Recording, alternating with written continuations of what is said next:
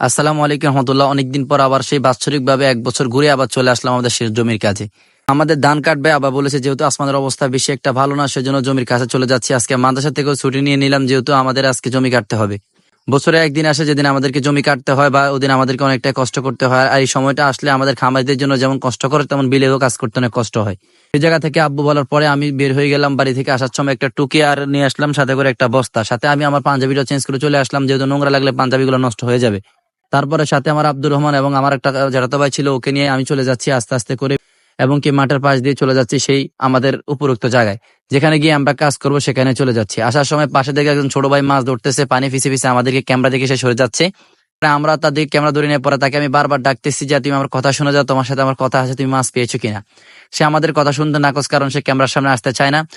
সে কিন্তু সুন্দরভাবে আমাদের সাথে কথা বলেছে, তার জন্য দোয়া ভালোবাসা রইল। আল্লাহ তাআলা রব্বুল আলামিন তার জীবনে গুনাহগুলো মাপকে দিয়ে পড়াশোনা করে বড় হওয়ার তৌফিক এনায়েত করুক। তো বারবার তার সাথে অনেকক্ষণ যাবত আমরা দুষ্টামি করেছিলাম, কথা বলেছিলাম, অনেকটা ভালো লাগছে ছেলেটার কথাগুলো শুনে। আমরা তার জন্য মন থেকে অনেক শ্রদ্ধা ও ভালোবাসা জানাই। তো সেখান থেকে আমরা চলে আসতেছিলাম আমাদের সেই জমির উদ্দেশ্যে, যেহেতু আমাদেরকে আজকে ওনারা বলেছে আজকে আমাদের জমির ধান কেটে দিবে। এই জায়গা থেকে মেশিন যিনি এনেছেন উনি আমাদের সাথে কথা বলেছেন সাত সকালে আমাদেরকে সকাল সকাল করেই তিনি কাজটা করে দিবেন, কিন্তু তিনি করেন নাই। আমরা আবার সাথে করে আমাদের আব্দুর রহমান ভাইকে নিয়ে এসেছি। উনি যেহেতু ঘাস কাটবেন বলেছেন, উনি ঘাস কাটার জন্য ওনার বস্তা নিয়ে চলে আসছেন। আব্দুর রহমান ভাই কাঁধে করে বস্তা নিয়ে আঁটতেছেন, আমি আবার ক্যামেরাটা ওইদিকে ধরতেছিলাম, দেখি ছেলেটা কি করতেছে। তার কথাটা আমার কাছে অনেকটাই ভালো লাগছে। তারপরে কি বলবো, এমন এক অবস্থা আমাদের এদিকে, জানি না কার দিকে কেমন অবস্থা। আমাদের এদিকে যেমন করে মেশিনের মালিকের চেয়ে দালাল বেশি, দালালের কারণে কোনো কাজ করা যায় না।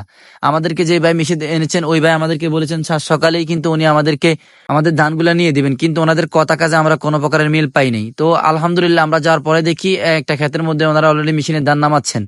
ওনারা আমাদেরকে সাত সকালে দিবেন বলেও দেওয়া হয়নি, তারপরে বলেছেন এই জমিটা দেওয়ার পরে দিবে, কিন্তু তারপরে ওনারা আমাদের কথা রক্ষা করতে পারে নাই। ওখানে কয়েকজন ভাই ছিল যারা তারা কথা বলতেছে এক ধরনের দালাল বেশি, কিন্তু আমার কাছে এগুলো আসলে ভালো লাগতেছে না।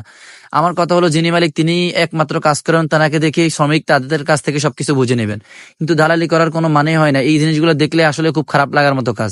অনেকক্ষণ যাবতে আজব মেশিন দেখতেছিলাম কিভাবে উনি কাজ করতেছে, দেখি আলহামদুলিল্লাহ খুব সুন্দরভাবে উনি কাজ করতেছেন। তারপরে আর কি বলবো, দুঃখের বিষয় ওনারা আমাদেরকে জুমার পর পরে বলছে দিবেন, যাওয়ার পরে দেখি ওনারা ভাত খাইতে যাচ্ছে। ওনারা ভাত খেতে যাচ্ছে, আমাদেরকে জুমার পরে দিবে বলে আমাদেরকে জুমার পরে দিল না, আমাদেরকে অনেক লেট করে ওনারা দিল।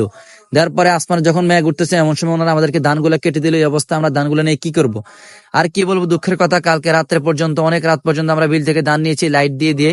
এত পরিমাণে কালকে কষ্ট করেছি যা বলার বাইরে। এই কষ্টগুলো হয়েছে একমাত্র ওই ভাইদের কারণে, যারা আমাদেরকে কথা কাজে মিল রাখেনি, যারা আমাদের সাথে এক প্রকার মিথ্যা কথা বলেছে। আল্লাহ তাআলা ওই ভাইদেরকে হেদায়েত দান করে। আপনারা আমাদের জন্য দোয়া করবেন, আমরা যেন আমাদের এই সুন্দর কাজগুলোকে সুন্দরভাবে যেন আমরা ব্যবসাগুলো করতে পারি। ওকে দান, আলহামদুলিল্লাহ রাব্বিল আলামিন। আসসালামু আলাইকুম রহমতুল্লাহ।